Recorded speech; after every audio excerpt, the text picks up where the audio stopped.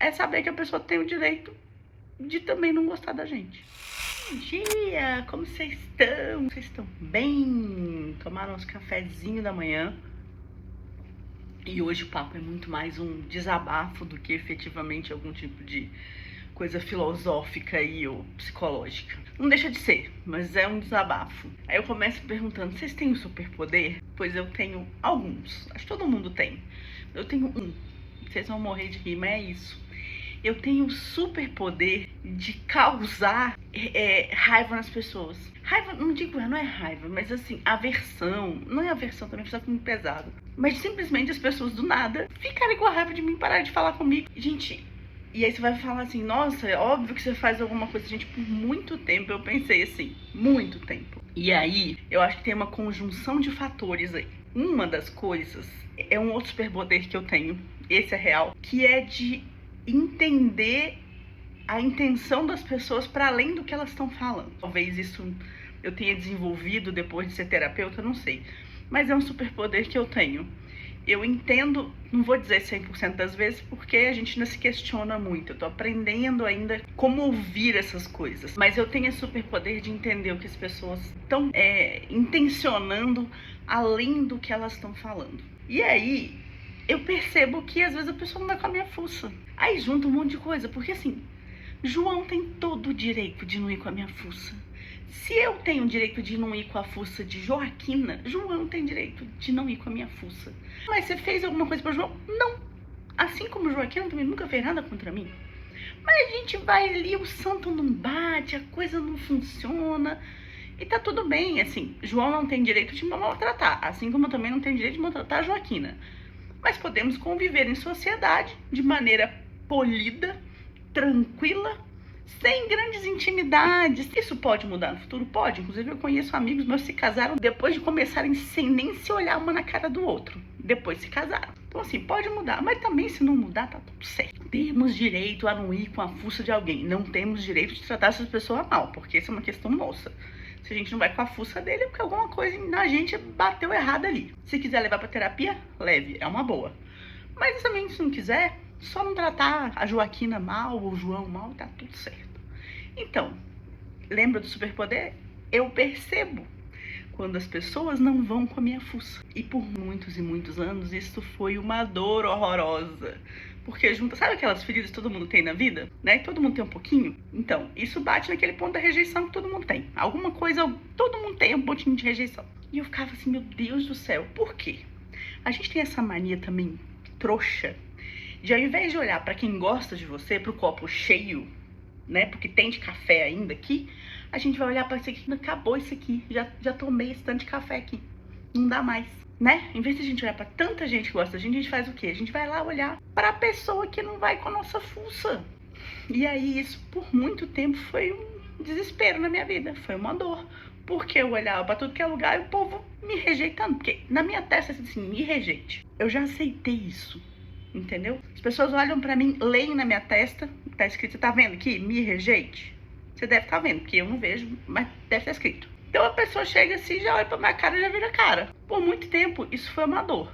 Depois de muita terapia e de entender que não era sobre mim, quer dizer, porque tá escrito na minha testa. Mas não é sobre o que eu faço ou o que eu falo eventualmente. Porque por muito tempo eu fui aquela pessoa que tentou ser o mais boazinha possível, que tentou medir todas as palavras, mas não adianta, gente. Primeiro que talvez não vai adiantar mesmo, porque independente do que você faça, talvez João nunca vá com a sua cara. E depois porque eu sou meio brutinha mesmo. Não adianta. A gente tá... Claro que ninguém pode sofrer da síndrome de Gabriela. Eu nasci assim, eu cresci assim, você sempre assim, Gabriela. Não. Mas a gente tem que entender também que tem que ter limites. A gente vai tentando se melhorar, mas sem chicotes. Nossa, mas eu tenho que ser não sei o que, porque eu sou muito grossa, porque eu sou muito direta. Será que é mesmo?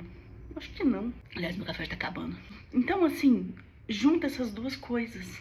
E por que eu tô falando sobre isso? Eu lembrei dessa história de uma pessoa que eu encontrei na vida e que eu tive afeição gratuita pela pessoa. Por quê? Porque essa pessoa me lembra alguém que eu gosto muito.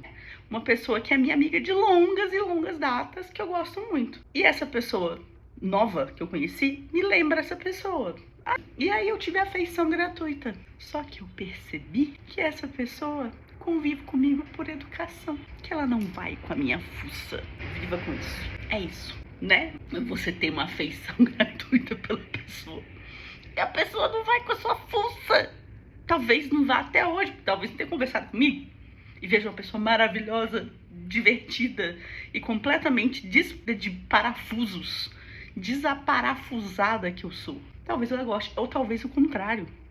Talvez seja uma pessoa mais contida, uma pessoa mais tranquila, que não suporte uma pessoa que seja completamente desparafusada da ideia como eu sou. Mas e daí também, cada um com seus problemas, né? A questão, o meu desabafo é esse. Graças a Deus, depois de muitos e muitos anos, eu aprendi a olhar e entender que não era sobre mim. Dói ainda. Dói, tá? Porque isso é um bando de gatilho que a gente vai carregando desde a infância. Óbvio que quando você olha pra alguém, a pessoa de nada, de graça, para de falar com você. Existem duas situações comigo, tá? Uma quando a pessoa simplesmente olha pra minha cara e me ignora. E a outra, que acontece muito. Meu filho pergunta, e fulano de tal? Sei lá, meu filho parou de falar comigo. Para de atender minhas ligações. E eu não fiz nada. Tipo assim, é um negócio muito doido.